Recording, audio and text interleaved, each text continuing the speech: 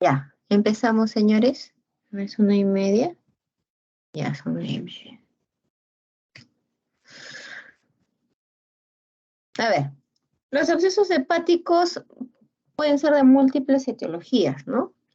Pueden ser los piógenos, pueden ser los amebianos, pueden ser los micóticos. En su mayoría suelen haber más piógenos, ¿no? ¿Qué cosa es un absceso? Es una colección de material purulento que está encapsulado. Esa es la definición, ¿no? ¿Cuál va a ser más frecuente? Más frecuente van a ser los abscesos piógenos y los abscesos amebianos van a ser más frecuentes en aquellos países en los que la salubridad no sea la adecuada, ¿no? Uno de los países donde más hay abscesos amebianos, por ejemplo, es la India. Dentro de los factores de riesgo de los abscesos, ustedes pueden ver que aquellos pacientes que van a incrementar su riesgo de desarrollar un absceso hepático son aquellos que tienen alguna comorbilidad, sobre todo los diabéticos, los cirróticos, los obesos también, ojo, que no está acá, pero en las próximas clases lo voy a aumentar, que es la obesidad, el ser mayor, ¿no? Más de 60 años y ser varón. ¿Pero qué me incrementa la mortalidad? Miren, que el absceso, aparte de lo que hemos mencionado, que sea diabético, que tenga cirrosis hepática, que tenga algún tipo de neoplasia, esto es lo más importante, ¿no? El absceso, el tamaño del absceso. Si tiene más de 5 centímetros, la posibilidad de que este pueda hacer llegar a shock séptico es mayor, puede haber disfunción respiratoria, puede haber disfunción circulatoria, hipotensión, puede haber ictericia por la compresión de los canalículos biliares, ¿no? Vecinos. Entonces, esto de acá es muy importante. Recuerden, el absceso más de 5 centímetros tiene que ser no solamente tratado con antibióticos, sino también debe ser drenado por cualquiera de los medios con los que ustedes cuenten en su hospital. Ustedes van a trabajar con la logística de su hospital, con los fármacos, con los procedimientos que tenga en su hospital, con eso trabajan. Si necesitan de algún otro tipo de procedimiento y no lo tienen, van a tener que transferir. Eso es algo que van a aprender en el camino. Dentro de la etiología, miren cómo se produce un absceso. En este caso vamos a tocar lo que es el piógeno. Lo más frecuente que ustedes van a ver es a través de la vía biliar, ¿no? Se obstruye la vía biliar, sea por una piedra, sea por un parásito, sea por un cáncer, y inmediatamente la bilis también se contamina y empieza a producir los abscesos. A través de la vía portal, a través de la bacteriemia también puede llegar a ser abscesos, a través de la arteria hepática también, por lo mismo que se mencionó la bacteriemia. Por vecindad, si la vesícula, por ejemplo, tiene una colicitis aguda que llega a ser piococito, por vecindad van a empezar a formarse lo que son los abscesos hepáticos. Por algún tipo de trauma abdominal también, y si ustedes no encuentran ninguno anterior, podrán decir que es un absceso precriptogénico. A través de la vía portal siempre tienen que recordar que aquí, en los casos que tengan múltiples accesos, tienen que preguntar al paciente si tiene algún tipo de enfermedad inflamatoria intestinal activa que puede emitir, infectarse y enviarse émbolos sépticos a lo que es el hígado. Si tiene alguna complicación de alguna enfermedad diverticular del colon, si ha tenido apendicitis o si está cursando con apendicitis y si es posoperado. Son preguntas que ustedes tienen que hacer a los pacientes. La causa etiológica precisa para lo que le hace el absceso amebiano es la entamoeba histolítica, ¿no? Y lo que es para el absceso piógeno van a ser múltiples causas. Puede ser la pseudomonas, puede ser Klebsiella, puede ser E. coli, cualquiera de esos microorganismos puede ser. Y en cuanto a los síntomas, generalmente van a ser inespecíficos, ¿no? A mayor tamaño, mayor sintomatología. Entonces, estos pacientes van a tener dolor en hipocondrio derecho, pueden tener fiebre, sí, mayor crecimiento del absceso, la posibilidad, como le digo, de shock séptico y fiebre va a ser mayor. A mayor tamaño puede haber compresión de los canalículos biliares, sí, va a ser ictericia. Puede haber malestar general a consecuencia de todo el proceso inflamatorio que está ocasionando, sí. ¿Cómo llegan al diagnóstico? Primero ustedes tienen que anular una de las causas que es la más frecuente. Tienen que descartar primero el amebiano. Entonces le piden anticuerpos para entamoeba histolítica. Caso contrario, empiezan ustedes a buscar las causas del probable acceso piógeno que tenga. Si tiene una enfermedad inflamatoria intestinal, que ya lo hemos mencionado, si tiene divertículos en el colon, que lo hemos mencionado, si está cursando con apendicitis, si ha sido posoperado recientemente, ¿no? Todas esas preguntas tienen que hacerlo. Y en base a lo que el examen que ustedes encuentran van a solicitar el auxilio de imágenes, ¿no? Exámenes auxiliares. Entonces, dentro de los exámenes auxiliares, lo bueno, bonito y barato que todos tienen es la ecografía, ¿no?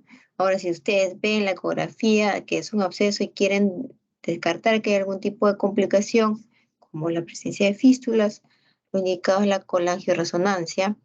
Si no tienen colangioresonancia, van a tener que trabajar con tomografía abdominopélvica con reconstrucción de hígado y vías biliares, ¿no? Para ver completamente qué es lo que está pasando en esa zona.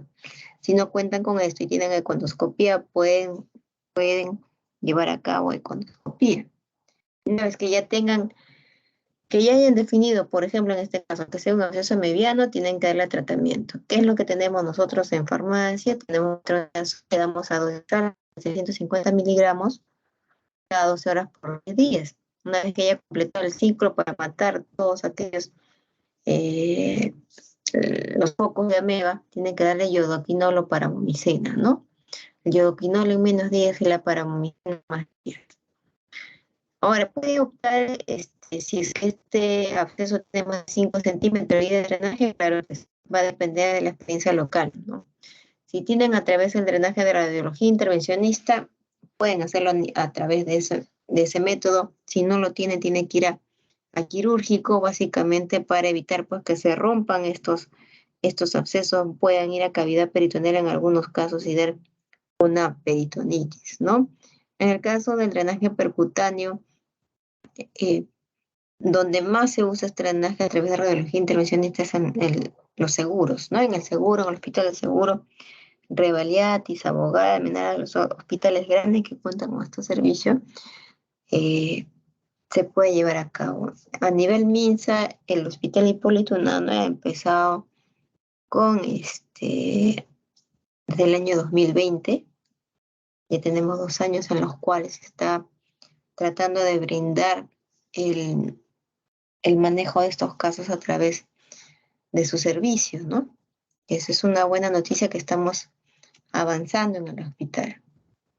En el caso de que fuera piógeno, tienen que darle tratamiento antibiótico, pero ahí cambia el enfoque del antibiótico. Generalmente se suele dar cefalosporinas de tercera generación, clindamicina o metronidazol o penicilina de amplio espectro, ¿no? Con aminoglicósidos, pero acá la duración, miren que es mayor, 4 o 6 semanas. Cuando son mayores de 5 centímetros, tienen que ir a drenaje. Aquellos que están dentro del tamaño indicado, entre 4 y 5 centímetros, que no responden a tratamiento antibiótico, pueden por el tratamiento percutáneo, ¿no? Si a pesar de eso no mejora el paciente, finalmente terminará en un drenaje quirúrgico, ¿no? Como ya les he mencionado, aquellos pacientes que tienen más de 5 centímetros, que hayan tenido un DREN, ¿no? Que hayan sido a través de la radiología intervencionista drenado y no mejora. En el caso de abscesos múltiples también va a tener que ser quirúrgico. ¿Por qué? Imagínense que en el radiológico lo que tiene que colocar son stents y al ver 5 o 6, el radiólogo intervencionista tendría que estar pinchando en cada uno de los abscesos que haya, aumentando pues la mortalidad, ¿no? En abscesos multiloculados también, un único absceso que tenga varias cavidades dentro no son los lóculos. Imagínense, el radiólogo tendría que estar pinchando para cada lóculo, aumentando pues así el riesgo. Puede ser el drenaje percutáneo una terapia puente hasta mejorar el estado del paciente y poder llevarlo al drenaje quirúrgico, sí, eso también es una opción válida, ¿no? No se olviden, como ya les mencioné, que los abscesos pueden ser de varias etiologías, los más comunes son los amebianos, los piógenos, y muchas veces suelen ser mixtos también. La etiología, si es amebiana, entamoebistolítica, y si es piógeno, van a ser bacterias gram negativas que ustedes van a tener que llegar al diagnóstico descartando primero el amebiano. Todo acceso diagnosticado tiene que requerir tratamiento, ¿no? Entre médico y si es grande, más de 5 centímetros, va a ser quirúrgico, ¿no? Y eso va a depender de la experiencia en su centro de salud. Recuerden que ustedes trabajan con lo que tengan en su hospital. Señores, ¿tienen alguna pregunta hasta aquí? Esta es la primera parte del segmento de hígado.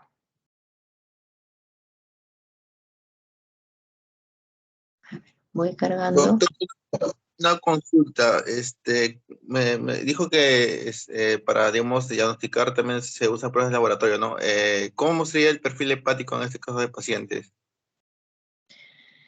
Si es grande, ustedes lo que van a encontrar es un patrón colestásico, ¿no? A la cabeza la bilirrubina total va a estar aumentada, más de 2, ¿no? Más de 2,5 en adelante, TGP aumentado, más de 3 veces su valor normal, GGTP aumentada, 3 veces el valor normal, ¿no? Y a mayor tamaño, mayor alteración. Pero cuando son pequeños, muchas veces el perfil hepático no se mueve. Entonces, cuando es menos de 5 centímetros, lo que se opta es vigilancia a través de ecografía, darle el antibiótico y esperar que resuelva. Si a pesar del tratamiento antibiótico no mejora el paciente y ya aumentó de tamaño, va a tener que ir a algún tipo de drenaje, que sea el radiológico o sea el quirúrgico, dependiendo de cuál es el estado clínico del paciente, dependiendo de qué opciones manejen ustedes también, ¿no? Pero si a mayor tamaño y mayor movilidad de enzimas hepáticas, el perfil hepático va a estar completamente alterado. Ok, doctora, muchas gracias.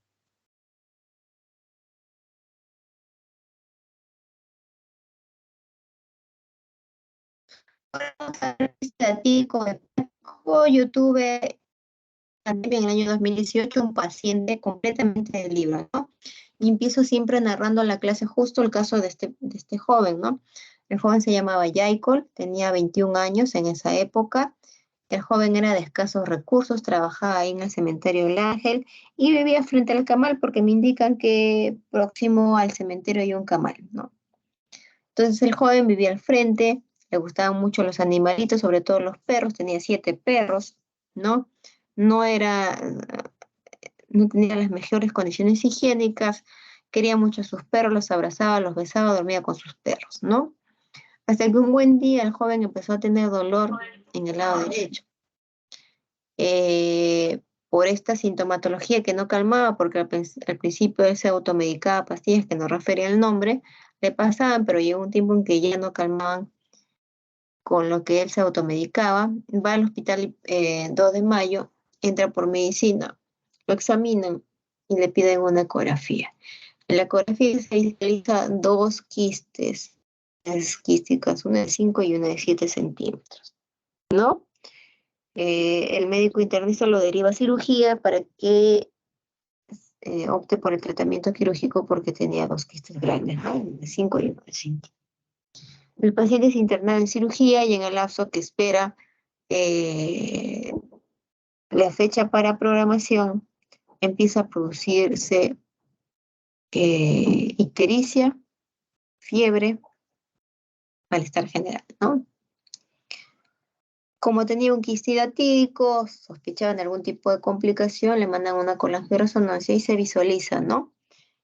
Que el quiste, uno de 5 centímetros y uno mayor de 7 centímetros, poco más de lo que decía la ecografía, y ven el colédoco dilatado, ¿no? Entonces, cuando está el colédoco dilatado y en el informe, perdón, también decía barro biliar y litos en su interior. El paciente es tributario de CEPRE, como no hacen CEPRE, en el 2 de mayo lo mandan al Hipólito. En el Hipólito el paciente llega a través de consulta, lo recibo yo y le hago las preguntas del caso, lo examino, veo la colangioresonancia, veo el informe de coledocolitiasis y barro biliar. El paciente entra a CEPRE, se pinta la vía biliar y para sorpresa de nosotros se pinta que hay una fístula del mayor quiste de mayor tamaño en la vía biliar. Empezamos a limpiar, salen las litos que describía la tomografía, sale el barro que describía, perdón, la colangioresonancia, pero empezaron a salir membranas hidatídicas, ¿no? Que era a través de la fístula que llegaban hacia lo que es el colédoco. Se le coloca un stent para evitar que vuelva a hacer cuadros de colangitis y se le dice con la salvedad que debe ser operado prontamente. El paciente regresa al 2 de mayo esperando la donación de sangre para su cirugía, nuevamente empieza a producir ictericia. Creo que a los 10 días empieza a producir ictericia. Nuevamente lo mandan para limpieza de vías biliares, le retiro el stent en CEPRE y vuelvo a sacar múltiples membranas hidatídicas que están migrando, ¿no? Nuevamente se limpia, y se le coloca un stent de mayor diámetro. El paciente le dejan el stent, le dejó el stent y va para que lo operen, ¿no? Al parecer el paciente llega ya 6 meses después conmigo para que le retire el stent biliar.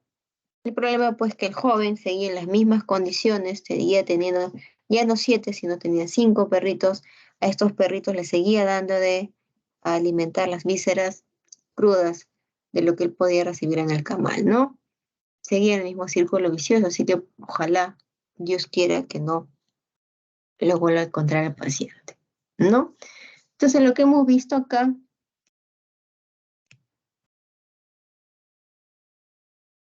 es la historia natural de la hidatidosis. Si bien es cierto, realmente se produce en países que son ganaderos, ¿no? La cabeza está en América Latina, Argentina, Brasil, Uruguay, Perú. También hay factores que lo favorecen, como el caso pues, de la ingestión de vísceras crudas en este niño, en estos animales que eran cuidados por este joven. ¿Dónde hay más? A nivel de Perú, hay más hidatidosis a nivel pulmonar. Se ve en los extremos de la vida, no hay una predominancia entre hombre y mujer. Podemos ver incluso desde muy pequeños, ¿no? Niños. Y este es el ciclo vital, miren. En el camal, él recibía las vísceras crudas que estaban con las formas larvarias. El perro se alimentaba de esto, tenía contacto muy estrecho con el dueño y este se convertía en hospedador intermediario y finalmente desarrollaba la hidatidosis hepática. Y acá están viendo, ¿no? Contacto humano, perro, ganado, tal cual, en la historia de Jacob, ¿no? Tenía falta de educación sanitaria, sí. Tenía malos hábitos higiénicos, sí. La pobreza está muy relacionada con esto, sí. Hay vectores mecánicos, claro, como la mosca es portadora de todos de estos agentes etiológicos, ¿no? Entonces Jacob era un paciente del libro. ¿Cómo empezó Jacob? ¿No? Al principio solamente tenía un dolor que le calmaba con lo que él se automedicaba, pero conforme fue aumentando de tamaño el efecto de masa, dolor en hipocondrio derecho más constante, podía haber tenido masa palpable, ictericia y fiebre, ¿no? ¿Dónde le gusta estar más localizado?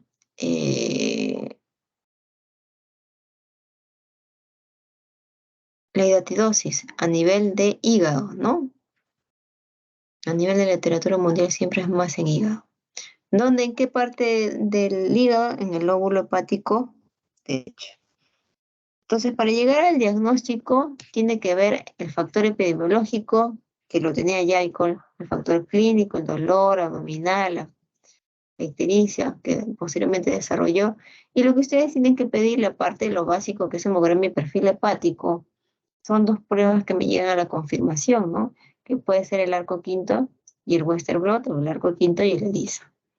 A la par de esto, tienen que descartar ustedes que no solamente haya hidatidosis hepática, sino también puede haber pulmonar.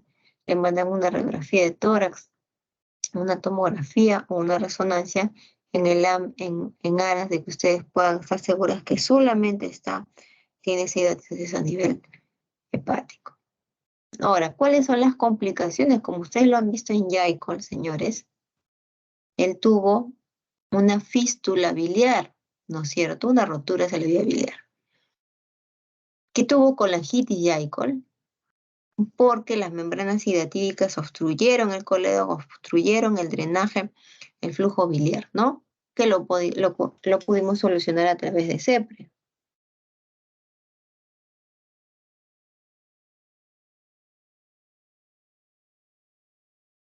Perdón. ¿Puede producir algún tipo de fístula hacia el espacio esofrénico? Sí, va a formar abscesos esofrénicos porque se puede coinfectar. Lo más peligroso es cuando se rompe hacia lo que es el peritoneo, causa siembra peritoneal, que es muy difícil de tratar, o puede causar shock anafiláctico, ¿no? Y tan igual como causó fístula a nivel biliar, también puede causar fístula a nivel pulmonar, ¿no? Y es lo que ustedes han visto o van a ver en la parte de neumología, la tan famosa vómica, ¿no? El vómito oscuro. El tratamiento generalmente se le da omeprazol, 400 miligramos cada 12 horas. Le dan 3 ciclos, descansa 14 días por un lapso de 28 días seguidos. ¿De cuándo le van a dar? 45 días antes del tratamiento quirúrgico y 45 días después de la cirugía. Ojo que el albendazol puede producir hepatotoxicidad y leucopenia, entonces ustedes van a tener que monitorizar solicitando un hemograma y un perfil hepático antes, durante y después del tratamiento, ¿no? Si las transaminasas llegan a subir más de 5 veces el valor normal, retiran y luego van titulando progresivamente. Ahora, el drenaje percutáneo de la radiología intervencionista se da muy pocas veces.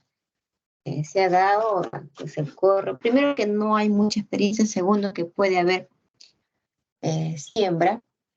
¿En qué caso se suele indicar? En aquellos pacientes que no quieren operarse, aquellos que no se puedan operar por algún tipo de comorbilidad existente o que haya recidivado también la enfermedad con algún tipo de condición por la cual no pueda entrar a cirugía.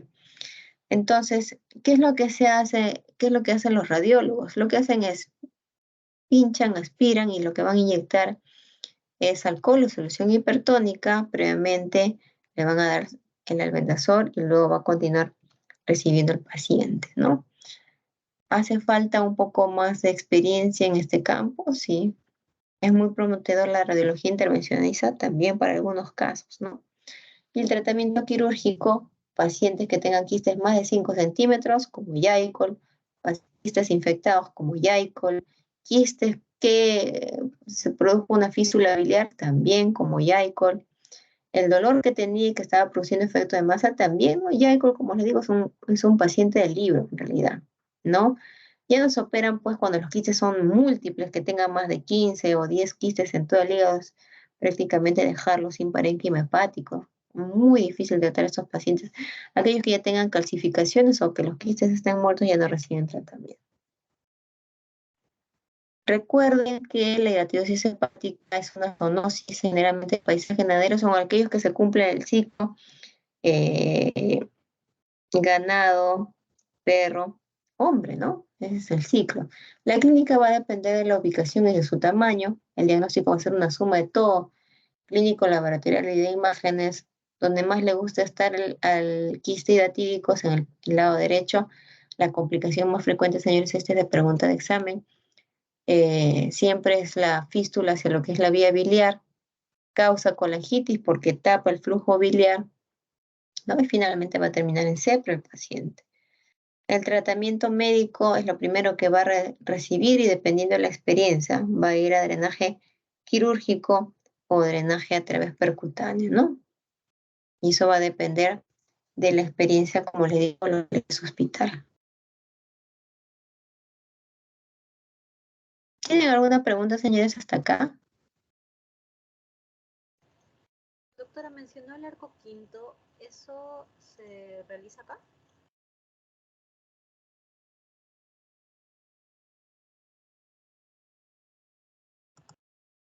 Sí, es lo único que se realiza acá. Y, sí, y otro problema que también tenemos que flanquear es cuando se acaban los reactivos, ¿no? Cuando se acaban los reactivos, ahí lógicamente no va a haber. El Western Blot no lo hacen en el hospital, el ELISA tampoco lo hacen en el hospital. A nivel MINSA solamente se maneja el arco quinto. Gracias, doctora.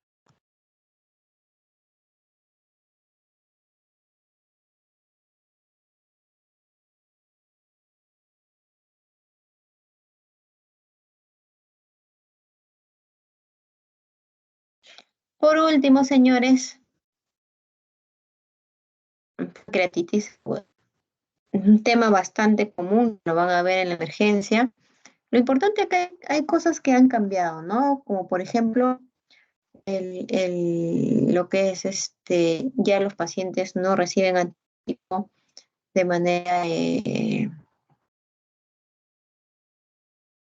rutinaria, ¿no? Los antibióticos están planteados solamente cuando se diagnostique algunos puntos que voy a explicar. Lo que ha cambiado también es cuánto de fluidos que lo que va a recibir y cómo lo va a recibir, ¿no? Son cosas que desde el año 2012 y en el consenso del 2018 ya han cambiado, ¿no? Ahora, la clase se está guiando básicamente de la guía del Colegio Americano. Entonces, básicamente en base a esto vamos a dividir la clase, ¿no?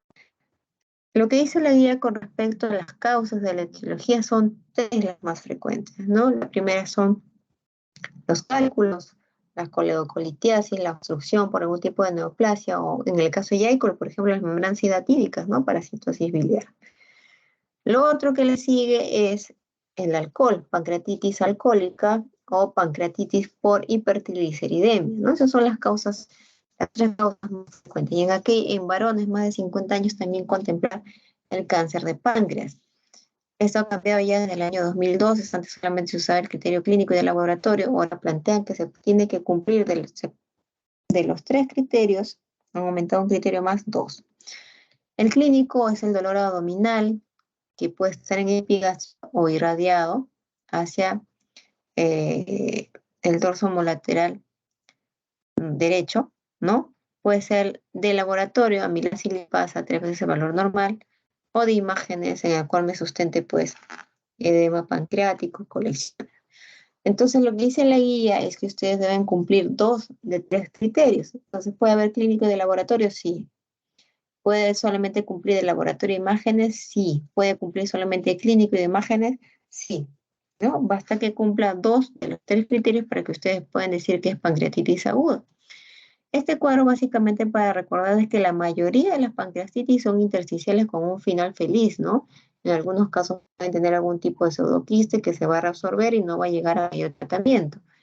El problema es con este 15-20% que llega a establecer una necrosis pancreática y muchos de ellos pueden hacer una necrosis estéril o pueden hacer lo que nosotros llamamos o lo denominan en la literatura americana lo que es la wall of necrosis, ¿no? Eso es lo que antes se llamaba absceso, ya no se llama absceso, ¿no? O que haya una necrosis de mayor extensión a nivel del parénquima pancreático que pueda llevar a una disfunción severa y fulminante, ¿no? Una vez que yo haya dicho que mi paciente tiene pancreatitis, tengo que establecer la severidad a fin de que yo pueda establecer cuál es el destino de mi paciente. Si es una pancreatitis aguda severa, irá a UCI. Si es una pancreatitis moderadamente severa, irá a UCI. Si es una pancreatitis aguda leve, irá a hospitalización de comunes. ¿En qué se basa la guía para establecer estos tres tipos de severidad de pancreatitis? En la presencia de fallo orgánico y de complicaciones locales. El fallo orgánico puede ser transitorio, si dura menos de 48 horas, o si tiene más de 48 horas, y no tiene, perdón, las complicaciones locales que pueden ser agudas, menos las 4 semanas, o pueden ser más de las 4 semanas, como la wall of necrosis, ¿no? Entonces, cuando digo que es una pancreatitis aguda leve, cuando no tengo fallo orgánico y no hay complicaciones, es lo más sencillo. La severa, cuando ustedes tienen fallo orgánico, es decir, más de 48 horas. La moderadamente severa es cuando hay un fallo orgánico transitorio y que puede o no estar acompañada de complicaciones locales. Hay otros signos que me pueden ayudar a decir que este paciente puede ir a una pancreatitis aguda severa. Sí, muchas de las cosas que nosotros tenemos a la mano nos pueden ayudar. Por ejemplo, si tengo un paciente que tiene hemoconcentración más de 44%, puede ser una pancreatitis severa. Esperando los resultados con un hemograma puedo verlo, ¿no? Si tiene un IMC más de 30, si es obeso, también corre el riesgo de que haga una pancreatitis aguda severa. Si tiene derrame pleural a través de una radiografía pulmonar, puedo verlo. Si tiene un PCR más de 150, también puedo ver yo que este paciente va a evolucionar a una pancreatitis aguda severa. Puede evolucionar y por lo tanto tiene que estar en constante monitoreo. ¿Cómo llego a estratificar el riesgo? La guía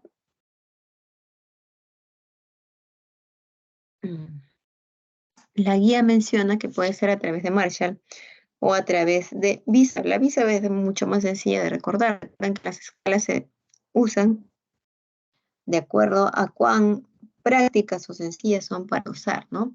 Miren la de Marshall, acá va a contemplar el aparato respiratorio, renal y cardiovascular. A cada uno de estos da un puntaje, ¿no?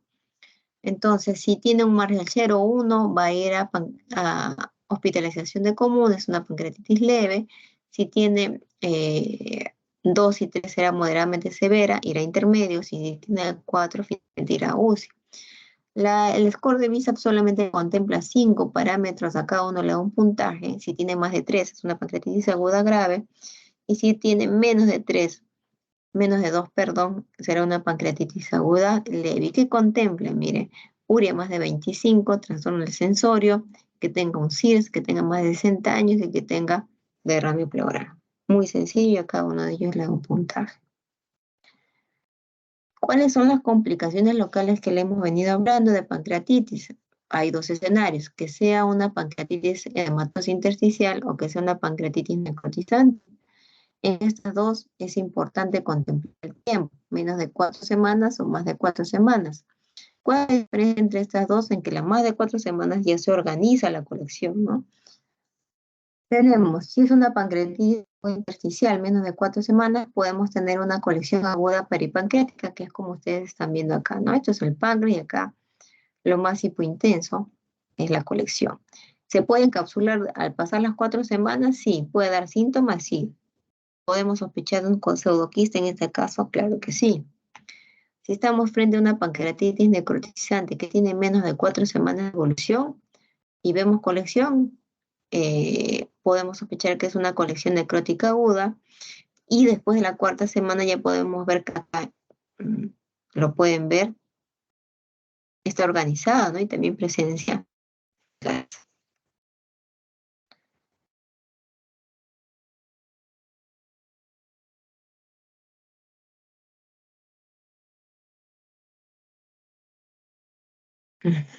Ya, entonces, miren cómo impactan las complicaciones de la pancreatitis. Cuando es una pancreatitis aguda leve, el porcentaje de que fallezca el paciente es muy bajo, ¿no?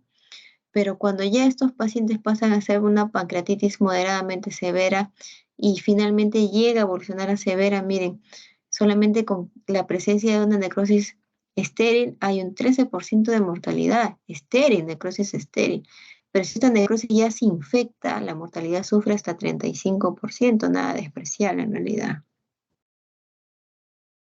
Entonces, ¿cuándo puedo decir yo que hay necrosis infectada? ¿No? Porque puede haber estéril. El problema es cuando se infecta. Entonces, ese es nuestro gran problema. Tenemos que nosotros certificar que está infectada. ¿Cómo lo certificamos? A través de una punción de aspiración que puede ser por econdoscopía, que puede ser por tomografía, que lo haga el radiólogo. Hacemos un cultivo, nos sale positivo, tiene que recibir antibiótico. A través de una tomografía vemos aire en la colección, está infectada, tengo que darle antibiótico. Si no tengo los otros dos medios para poder decir que está infectado, tendré que hacer una exclusión de todo aquel foco que esté fuera del páncreas. Haré pancultivos tanto de orina, tanto de esputo, para descartar que tenga neumonía, que tenga infección urinaria. Tendré que buscar si tiene puntos de infección a nivel de la inserción de los catéteres en los brazos, ¿no? Si tiene flebitis. Si no lo tiene, entonces yo puedo decir que lo que le está produciendo la infección es el páncreas. En estos casos, solamente en estos casos es que yo puedo dar tratamiento antibiótico. ¿Qué le gusta recibir al páncreas? Carbapenems, ¿no? Imipenem, meropenem, netroimidazoles como el metronidazol o quinolones de segunda generación como el ciprofloxacino. Ojo, no hay profilaxis antibiótico, no, por si acaso le voy a dar a mi paciente para evitar que se infecte, no. Se da cuando cumplen, ustedes llegan a que hay una infección con una sospecha muy alta del páncreas, ¿no? Que es lo que estamos viendo en el cuadro rojo. ¿Cuál es el manejo de pancreatitis aguda? Se basa en 3 pilares, ¿no? La hidratación endovenosa, que se decía que es enérgica o no es enérgica, no controlada, el manejo del dolor y la nutrición. La fluidoterapia descontrolada, que es una vigilancia constante hasta 72 horas, en la cual yo tengo que, de acuerdo a los signos que puede encontrar mi paciente, tengo que darle yo una terapia más agresiva, puedo darla, ¿no? ¿En qué caso? En aquellos pacientes que tengan taquicardia más de 120, que la PAN esté muy baja, menos de 65, que orine menos de... Un ratito, por favor.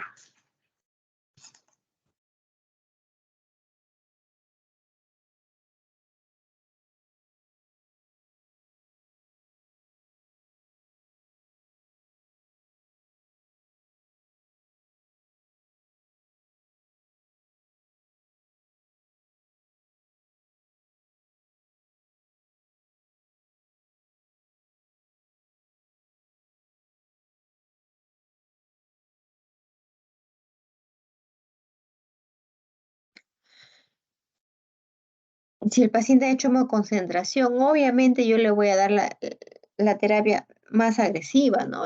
Ya no le daré 5 mililitros por kilogramo por hora, le podré dar 10 mililitros por kilogramo por hora, pero vigilando al paciente siempre los parámetros.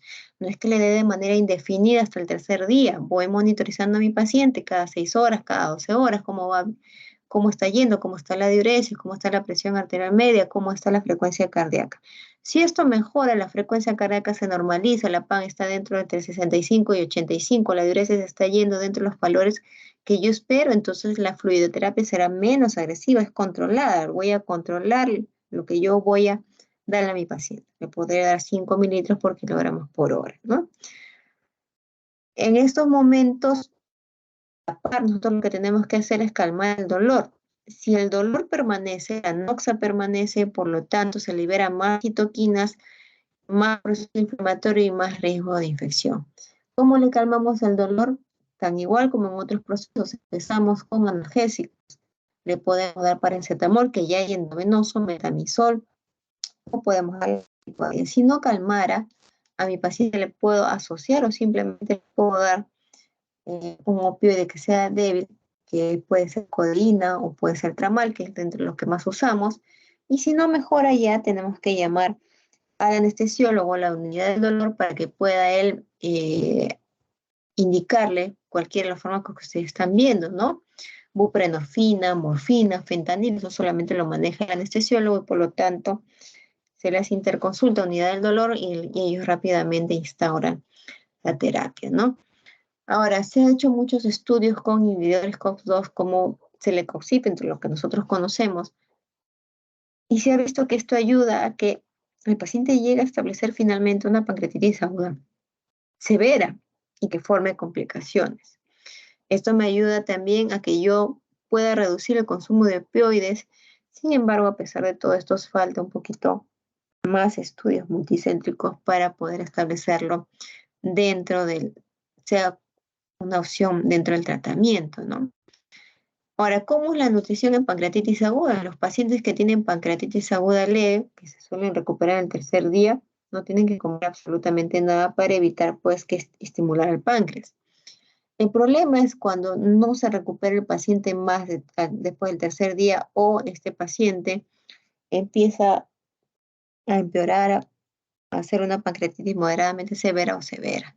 Entonces ahí el paciente no puede dejar de ingerir tanto tiempo a través de la vía oral. ¿Por qué? Porque esto condiciona la translocación bacteriana y también condiciona que haya más procesos infecciosos.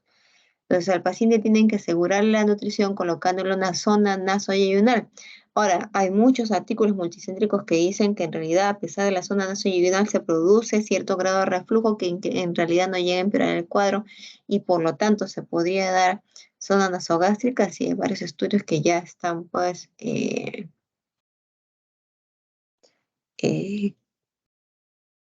propugnando o lanzando que ya en base a la clínica del paciente se puede usar una sonda nasogástrica, ¿no? Pero todavía faltan mucho más estudios también. Hasta ahora solamente se sigue recomendando lo que es la sonda nasoyeyunal. Ahora, ¿qué pacientes que tienen pancreatitis aguda son tributarios de SEPRE? Se dice que aquellos pacientes que tienen colangitis deben ir a SEPRE, ¿no? Entonces, aquellos pacientes que tienen colangitis, que están ictéricos, que tienen fiebre, dolor, ictericia, y que han comprobado previamente a través, recuerden que la CEPRE es un procedimiento endoscópico terapéutico, no es diagnóstico. Ustedes entran a solucionar algún problema que lo han verificado a través de una tomografía con reconstrucción de vías biliares o a través de una colangioresonancia. Si ustedes han comprobado previamente que la colangitis, a pesar que tiene la pancreatitis, se explica a través de los cálculos en el colédocos, le deben hacer una CEPRA dentro de las 24 horas, y lo que se hace para evitar que empeore el estado del paciente es simplemente colocar un stent. Para una segunda intención, cuando llegue el paciente mejore del cuadro de la pancreatitis y de la colangitis, entrar ya a retirar pues los litos o lo que haya en la vía biliar. No se olviden que la CEPRE es terapéutica. Ahora, en aquellos pacientes que no tienen colangitis, sí tienen que tener algunos parámetros, ¿no? Aquellos que tienen obstrucción biliar, pero no tienen ictericia, no tienen dolor abdominal. Perdón, ¿me fui? Ay, no. Sí se la escucha, doctora. Ya. Que tiene un patrón colestásico, que no tiene colangitis, esos pacientes pueden esperar la CEPRE, ¿no? Que mejore la pancreatitis y el tercer día que suele mejorar le hacen la CEPRE, ¿no? Y aquellos que obviamente no tienen ningún tipo de obstrucción biliar, no tienen coledocolitides, no tienen parásitos, no tienen ningún tipo de neoplasia, obviamente no va a ir a CEPRE, ¿no? Entonces la indicación es clara. Cuando tiene colangitis, que lo han certificado a través de una resonancia, una tomografía, ahí recién CEPRE, drenaje en la vía biliar, solamente indicándole para la colocación de un stent. Y en una segunda intención ya pasarán a realizar lo que es la limpieza de la vía biliar. Ahora, ¿cómo tratamos a aquellos pacientes que tienen colecciones necróticas? Hay 3 tipos de abordaje: el endoscópico, el percutáneo y el quirúrgico, que es el que tiene mayor morbimortalidad. Ahora, el tratamiento de las colecciones se va a tratar de acuerdo a la sintomatología y a la presencia de infección. Entonces, aquellas colecciones agudas necróticas estériles, ustedes tienen que observar y monitorizar. Aquellos pacientes que tienen colecciones agudas necróticas infectadas, lógicamente, si está infectada, antibiótico y drenaje, por cualquiera de las vías que ustedes tengan. Si tienen ustedes una necrosis pancreática encapsulada, pero que no tiene síntomas, tienen que observar. Todo aquello que no tiene síntomas y no tiene infección, tienen que observar. Si ya tienen una necrosis que está dando síntomas, tendrán pues que ustedes pasar a lo que es el manejo de drenaje, sea radiológico, endoscópico, quirúrgico. Y si tienen una necrosis pancreática que aparte está encapsulada, no solamente te da síntomas, sino también está infectada, antibiótico y drenaje, ¿no? Acá los síntomas y la infección es lo que ayudan a tomar una decisión en el drenaje. ¿Y qué pasa cuando el paciente ya calmó la pancreatitis y tiene litiasis vesicular? Aquellos pacientes que tienen pancreatitis aguda leve, en la misma hospitalización deben sacarse la vesícula. ¿Por qué? Es una comparación que yo le hago. Todas las vesículas es como una mujer embarazada, ¿no? Que tiene un montón de bebés adentro. Entonces, esos bebés van a estar constantemente saliendo esos litos, es como si estuviera dando a luz. Entonces, tiene que ser en la misma cirugía, en la misma hospitalización, perdón, tiene que retirarse la vesícula a fin de evitar pues que esos cálculos salgan y puedan nuevamente estimular y producir pancreatitis. Esto cambia cuando es una pancreatitis aguda severa, en el cual tienen que esperar hasta un mes del alta para que los cambios que se han producido dentro se puedan organizar y sea muy fácil para el cirujano, más sencillo, tratar de realizar la colecistectomía, ¿no? Eso sí, tienen que esperar en estos pacientes. La pancreatitis es un tema muy importante que ustedes lo van a ver sobre todo en emergencia. El diagnóstico, no se olviden, ha cambiado, puede ser solamente con 2 de los 3 criterios. Tienen que saber cuál es la severidad para que puedan saber hacia dónde va a ir su paciente, a comunes, a intermedios o a UCI. El tratamiento se basa en hidratación controlada, ya no es enérgica, controlada, eso es lo que ha cambiado desde hace 2 años. Calmar el dolor y la nutrición en el caso de que no pueda remitir en 2 o 3 días. Las colecciones va a depender de los síntomas y de la presencia de infección que ya hemos mencionado, y la CEPRE solamente va a aquellos pacientes que tienen pancreatitis aguda y colangitis, o que tengan pancreatitis aguda más obstrucción biliar. La diferencia es los tiempos, ¿no? Si tiene colangitis, el drenaje tiene que ser entre las 24 horas, y si solamente tiene obstrucción biliar y no hay colangitis, el paciente tiene que ir a CEPRE cuando llegue a pasar el cuadro de pancreatitis. ¿Tienen alguna pregunta, jóvenes, hasta acá? Por favor, digan sí, digan no.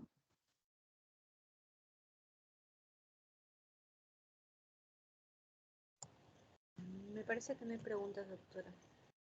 Ya, a ver. Doctora, con El respecto señor H, al signo diga, de diga. con respecto al signo de Cullen, recuerdo, ¿en qué momento se Eso produce? es pancreatitis aguda severa, cuando hay una hemorragia que ya está comprometiendo el retroperitoneo. Pancreatitis aguda severa. Eso no se da en todos los casos. Aquellos pacientes que tienen una mala evolución en lo que es la pancreatitis severa llegan a establecer esos casos. Son casos críticos, ¿no? Gracias, doctora. A ver, ¿el señor H está? ¿Se encuentra? Diga sí, diga no. Presente. Sí, doctora. Buenas noches. Hola, ¿qué tal? La señorita Bendaño. ¿Me escucha? La Doctora, señorita Bendaño. Doctora, hay dos Avendaño. sí, doctora, justo eso. Avendaño Adriana. Sí, yo soy Avendaño Adriana, doctora. Ya, el señor Almeida. Presente, doctora, buenas noches. El señor Arbieto. Presente, doctora. O la señorita Arbieto, perdón. La señorita Arias. Presente, doctora. La señorita Arquínigo. Presente, buenas noches, doctora. ¿Qué tal? ¿Cómo está? El señor Angulo. Presente, doctora. La señorita Astor. Presente, doctora, buenas noches. La señorita Stocóndor. Presente, doctora, buenas noches. Hola, ¿qué tal? Y la señorita Avilés.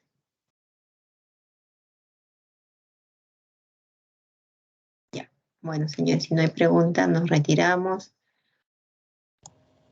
Doctora,